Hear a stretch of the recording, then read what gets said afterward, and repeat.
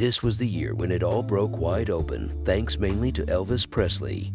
Elvis seemed to be everywhere. He was all over the charts, be they pop, R&B, or country and western.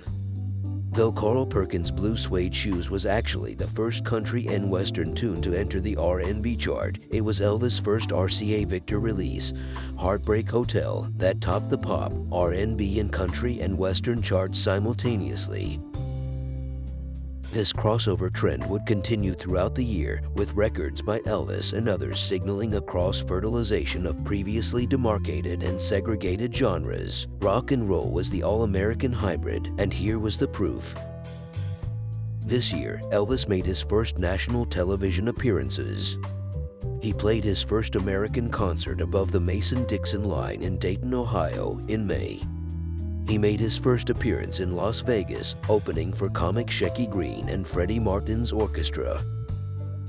Elvis was canceled after 1 week. Earlier in the year, Ed Sullivan announced that he would never allow Elvis on his TV show, but by the end of the year, Sullivan had reneged and Elvis had appeared on his show 3 times, each time drawing phenomenal ratings. Elvis became a sensation outside America as well, topping British and European charts. In Canada, he sold more records at a faster clip than anyone ever had before. Elvis was fast becoming rock and roll's first great star. And, not surprisingly, his music, his personality, his style, even his background became fair game for critics of all types. While some criticisms were colorful, one TV critic described Elvis' gyrations as the mating dance of an Aborigine. Others were unfair, even demeaning. Life magazine, for example, not only derisively termed Elvis a howling hillbilly, but when quoting him, transcribed his words phonetically so that I became awe. Then there was outright censorship. For his third appearance on The Ed Sullivan Show, Sullivan had his cameraman shoot Elvis from the waist up. Steve Allen went so far as to dress Elvis in tails and have him sing Hound Dog to a real live basset hound. One imagines Allen having a laugh, but certainly not the last. The next day, teenagers picketed his studio, carrying placards that read, "We want the real Elvis." Of course, the attacks on rock and roll in general grew as well. Dance concerts continued to be banned. Newspapers ran anti-rock and roll editorials, often quoting psychiatrists like the one who described the music as a disease.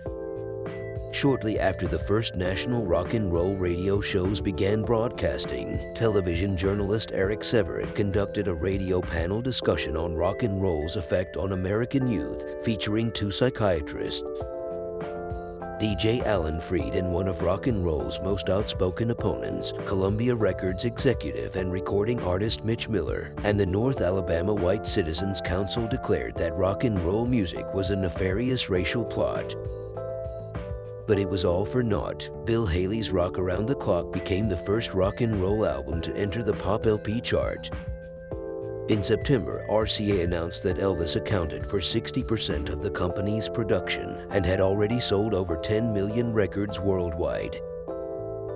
For the first time, original R&B recordings were consistently outselling their white, pop cover versions. Meanwhile, rock and roll began spreading like wildfire around the world, especially in England, where the new sounds would inspire a generation of musicians who would change rock and roll's future.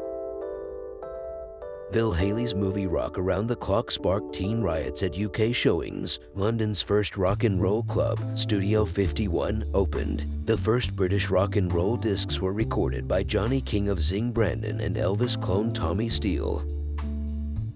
By the end of the year, RCA had marketed a line of phonographs autographed by Elvis Presley. They sold like hotcakes. Rock and roll was big money. Tune into our next video to know what happened in 1957. Also check out our reels, which feature every significant date in rock history.